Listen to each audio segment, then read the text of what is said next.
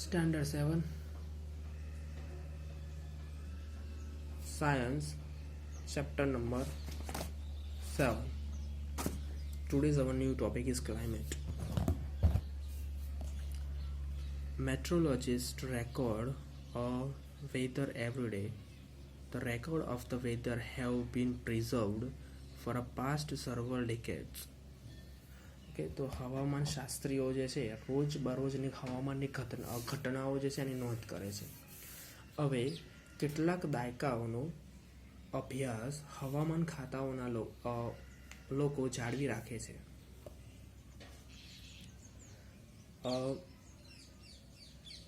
The record of weather have been preserved for past several decades. This helps us to determine the weather pattern of the place. Okay, તો આના પરથી જે તે હવામાનનું માળખું નક્કી કરવામાં મદદ મળે છે. The average weather pattern taken over along a time say 25 years old is called climate of a place. Okay, જો લગભગ 25 વર્ષ જેવા લાંબા ગાળાના હવામાન માળખાના તે સ્થળોની હવામાન આબોહવા કહેવામાં આવે છે. If we find that temperature at the place is a high most of the time, then we say that the climate of the place is too hot. હવે કોઈ સ્થળે મોટા ભાગના સમયે તાપમાન વધારે મળે તો આપણે કહી શકીએ છીએ કે તે સ્થળની આબોહવા ગરમ છે. જો આ સ્થળે મોટા ભાગના સમય દરમિયાન ભારે વરસાદ પડતો હોય તો આપણે કહી શકીએ છીએ કે તે સ્થળની આબોહવા ભેજવાળી અથવા ગરમ છે. Rainfall on the most of the day in the same place, then we can say that the climate of the place is too hot and wet. Table number 7.1 and 7.3, we have given climate condition at two places in India. The mean temperature for given month is found with two steps.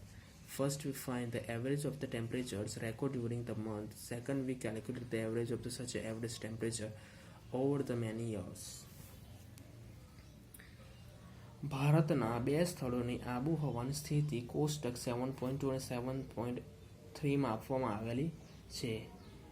આપેલા મહિનાનું સરેરાશ તાપમાન બે તબક્કામાં જોવા મળે છે. તો પ્રથમ તો આપણે મહિનાના દરમિયાન નોંધાયેલા તાપમાનનું સરેરાશ તાપમાન જોવા મળે છે.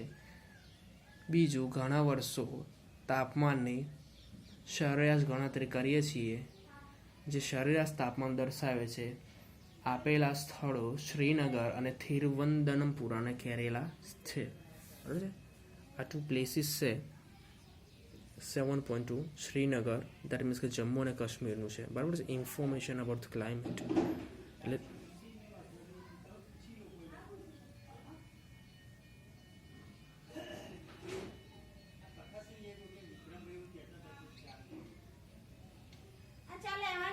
હા ઓકે ચલો. તો અહીંયા જે શ્રીનગર અને જમ્મુ કાશ્મીરનું જે વેધર આપેલું છે એનું જે ઇન્ફોર્મેશન ક્લાઇમેટ ચેન્જ આપેલો છે આપણે જોવાનો છે. બરાબર છે. મંથ છે. બરાબર છે. અહીંયા 12 મંથનું આપેલું છે. બરાબર છે. મિનિમમ ટેમ્પરેચર છે, ડેઇલી મિનિમમ અને ડેઇલી મેક્સિમમ છે. બરાબર છે. હવે ટેમ્પરેચરનો જે મેઇન આપેલો છે એટલે શું છે કે રોજનું ન્યૂનતમ તાપમાન અને મહત્તમ તાપમાન આપેલું છે. મીન ટોટલ રેઇનફોલ mm અને સરેરાશ કુલ વરસાદ છે એ દર્શાવવામાં આવેલો છે. બરાબર છે. જાન્યુઆરીમાં -2.3 છે અને ડેલી મિનિમમ એટલે મિનિમમ અને મેક્સિમમ આપણે બોલીશું. બરાબર છે. મિનિમમ કેટલું છે -2.3 અને મેક્સિમમ છે 4.3. રેઇનફોલ છે 57. ફેબ્રુઆરીમાં છે 0.6. ટેમ્પરેચર છે મહત્તમ 7.8, 6.5, 65. માર્ચ 3.8 મિનિમમ, 13.6 મેક્સિમમ, 99 રેઇનફોલ છે. બરાબર છે. હવે આપણે શરૂઆતમાં ફટફટ વાંચી જઈશું. બરાબર છે. માર્ચમાં કેટલું છે 3.8, 16.3, 99. એપ્રિલમાં છે 7.7, 19.4, 88. મેમાં છે 10.7, 23.8, 72. જાન્યુઆરીમાં છે 47, 29.2, 37. જુલાઈમાં છે 8.2, 30.0 અને 49. 70.5, 29.7 અને 70. 12.9, 27.8, 30.3. 6.1, 21.9 અને 30.3. 0.9, 14.7, 27. ડિસેમ્બર વર્ષે -1.6 અને 8.2 અને 43. તો આ પરથી ખબર પડે છે કે જમ્મુ અને કાશ્મીરમાં જે છે ફેબ્રુઆરીમાં છે સૌથી ઓછું તાપમાન હોય છે. બરાબર છે. કેટલું છે?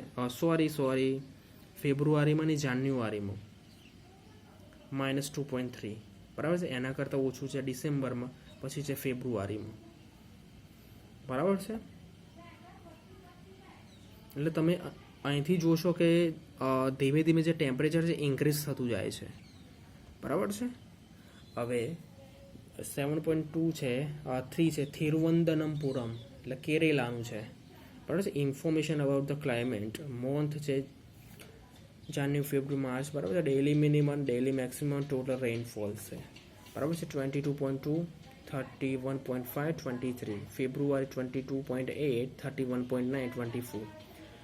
24.1, 32.6, 40. 24.9, 32.6, 170. May 24.7, 31.6 અને 230. ઓકે. જાન્યુઆરી છે 20.3, 29.7, 321. જુલાઈ 23.1, 29.2, 227. ઓકે. તો આ રીતે છે ધીમે ધીમે શું કરેલું છે જે ટેમ્પરેચર છે એમાં શું છે કે જાન્યુઆરીમાં કેટલું હતું 22, પછી માર્ચમાં વધે છે, ઇન્ક્રીઝ થાય છે, ડિક્રીઝ થાય છે. બરાબર છે. હવે આનું શું છે આખો વેધર રિપોર્ટ આપેલો છે ક્લાઇમેટનો.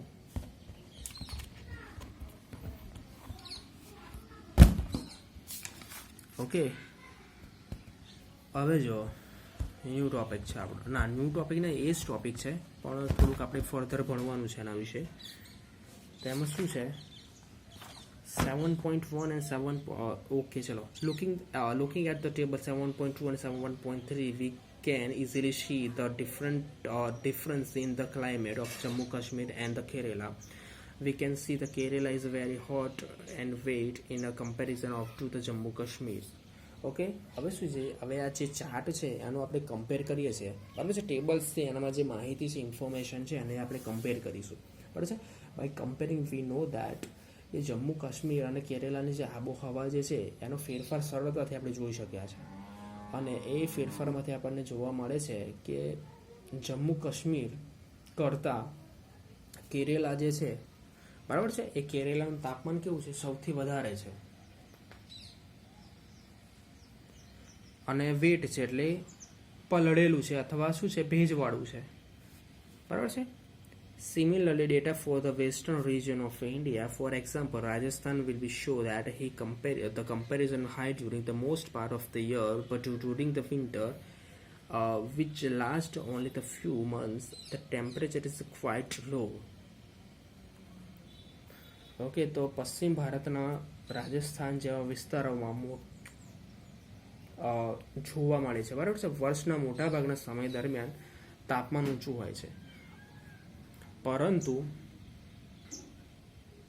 during the winter, which least only the few months of the temperature is quite low, the region receives very little rainfall. This is the tropical desert climate. It is too hot and dry.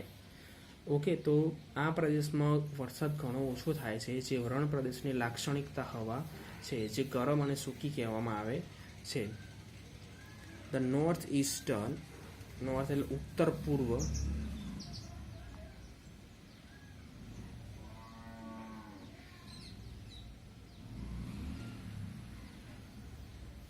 northeastern India receive rain for a major part of the year. Therefore, we can say that climate of the northeast is very wet. Okay. તો ઉત્તર પૂર્વ જે છે ભારતમાં, બરાબર છે, એટલે that means કે શું છે મેઘાલય છે, ઉત્તરાખંડ છે, મિઝોરમ છે, અરુણાચલ પ્રદેશ છે, એ સાઈડ જે છે એમાં શું છે કે એ વિસ્તાર છે ઉત્તર પૂર્વ ભારતમાં આવે છે, બરાબર છે. તો મોટા ભાગના સમયે છે એમાં વરસાદ પડે છે, બરાબર છે. આથી આપણે કહી શકીએ છીએ કે ઉત્તર પૂર્વના ભારતની ભેજવાળી હવા છે. Climate and અડેપ્ટેશન્સ. ઓકે, તો હવે શું છે કે વાતાવરણ અને અનુકૂલન, બરાબર છે. Climate has a profound effect on the all living organism. Animals are adapted to the survive in the condition in which they live. Animals living in a very cold and hot climate must possess special features to protect themselves against the extreme cold for the heat. Okay, તો બધા જ સજીવો પર આબોહવાની ઊંડી અસર થાય છે. પ્રાણીઓ જે પરિસ્થિતિમાં રહેતા હોય છે તેમાં જીવિત રહેવા માટે અનુકૂલન સાધે છે. જે પ્રાણીઓ અતિશય ઠંડી કે ગરમ આબોહવામાં રહેલા હોય તેઓ સખત ઠંડી કે ગરમીથી બચવા માટે ખાસ વિશેષતાઓ ધરાવતા હોય છે.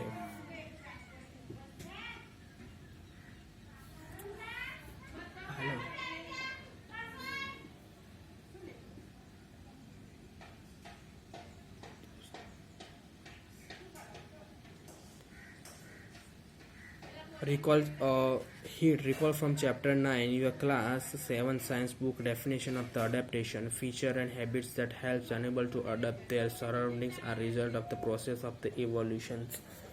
ઓકે, તો ધોરણ જે 7 જે છે વિજ્ઞાનના પુસ્તકો અને પ્રકરણની અનુકૂલન વ્યાખ્યાને યાદ કરે છે, બરાબર છે. પ્રાણીઓ ખાસ વિશેષતાઓને ટેવો તેમને બધી જ પરિસ્થિતિમાં અનુકૂળ થવા માટે મદદરૂપ થાય છે, જે ઉત્ક્રાંતિની પ્રક્રિયામાં પરિણમે છે. In chapter 9 you will learn about the effect of weather and climate on a soil. Okay, તો પ્રકરણ 9 છે તેમાં તમે ભૂમિ પરના હવામાન તથા આબોહવાની અસર ભણશો. Here we will study the effect of the climate on the animal only. Class 7 you have to read about the adaptation of animal of certain habits. Okay, તો ક્લાસ 7 છે તમે એમાં શું ભણ્યા છે? કેટલાક પ્રાણીઓ અને નિવાસ સ્થાન વિશે આપણે ભણ્યા છીએ, બરાબર છે. હવે અનુલક્ષીને તેમના અનુકૂલન વિશે આપણે સાંભળ્યું છે, બરાબર છે, વાંચ્યું છે. ઉદાહરણ તરીકે આબોહવાની પરિસ્થિતિના આધારે તેનું અનુકૂલન. An example of adaptation of animal to climate condition, we discuss only animal living in our polar region and a tropical rainforest. આપણા ધ્રુવ પ્રદેશમાં તથા ઉષ્ણ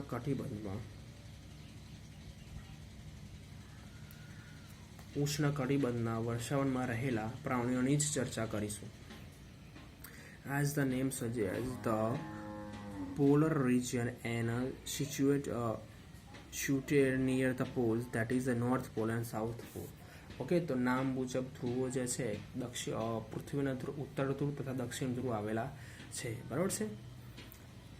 Some well-known countries that belong to the polar region are Canada, Greenland, Iceland, Norway, Sweden, Finland, Alaska in USA and Siberia region of Russia. Okay, તો Canada છે, Greenland છે, Iceland છે, Norway છે, Sweden છે, ફિનલેન્ડ છે, યુએસએનું Alaska છે અને રશિયાનું જે સાઇબિરિયા જે છે એ બધા જ જાણીતા ધ્રુવ પ્રદેશ નજીકના પ્રદેશો છે. Example of some country when tropical rain forest are found are એ ભારતનો. ઓકે, તો વન છે India, Malaysia, Indonesia, Brazil, Republic of Congo, Kenya, Uganda and Nigeria. Okay, તો ભારત છે, મલેશિયા છે, Indonesia, Brazil, Republic of Congo, Kenya, Uganda અને Nigeria વગેરેના ઉષ્ણકટિબંધના વર્ષાવનોના ઉદાહરણ છે.